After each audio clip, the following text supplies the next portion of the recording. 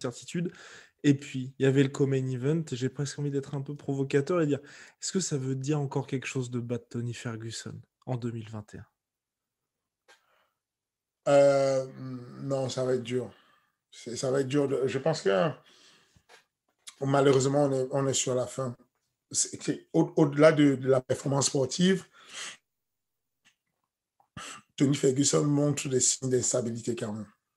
Ok. C'est-à-dire, tu veux Psychologiquement dire dans le parlant. combat, toi? Dans le combat ou... Euh, Dans le combat, et, oui, et même en dehors du combat, c'est-à-dire, concrètement, quand tu commences à regarder le combat et que tu vois, au moment où ils vont faire, après la conférence de presse, ils vont faire le stare-down, et il est à côté de Charles Oliveira qui lui fait un câlin en mode d'encouragement, et demain fait un beau combat.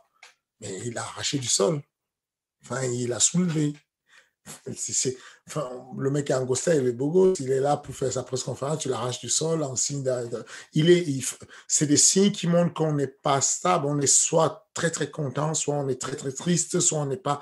Il y a des signes en fait qui montrent qu'il y a un manque de stabilité. Son entrée dans la cage, les gestes qu'il fait là, c'est un peu inquiétant quand même. Moi, Et puis la stratégie choisie quand tu es à le niveau de Tony Ferguson et qu'on te fait tomber. Tu ne restes pas au sol tu testes pendant 3 minutes rapidement, tu vois si tu peux blesser le mec à un coup de coude, tu vois si tu peux le super, tu vois si tu peux le soumettre.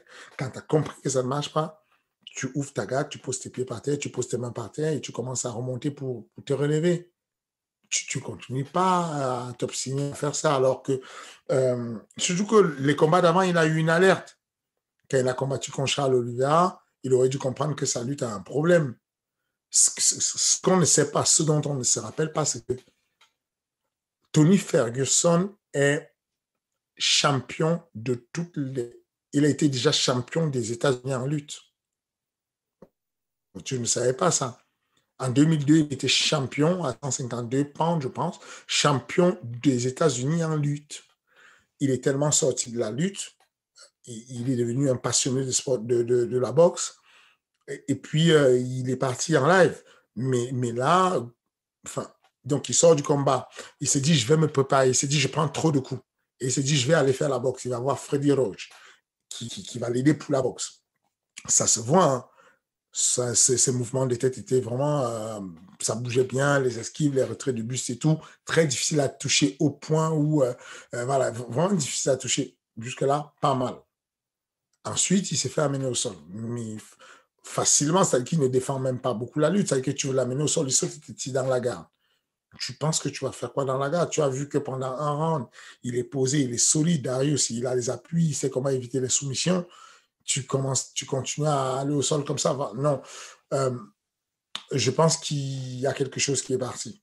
Je pense qu'on peut définir, on n'ose pas le dire, mais je pense qu'on doit commencer à le dire. On doit commencer à dire, je pense qu'on doit commencer à lui chercher les portes de sortie. Je pense que la meilleure Tu offre penses que qu'on puisse lui l'UFC, faire. ouais, va le garder là, ou ils vont gentiment le cutter? Oui, ils vont le garder parce qu'il est encore bankable, parce que tu vois, il a beaucoup, beaucoup de supporters, il y a beaucoup de gens qui l'aiment. Il a le côté chicano qu'on aime beaucoup, mexicain, il a le côté américain. Enfin, il est beaucoup aimé. Je pense qu'on va le mettre contre. Islam? Comment il s'appelle? Islam Non. Makhachev? Non? Non, non, Ok. non. Non, non, non. Moi, je vois Islam avec Darius.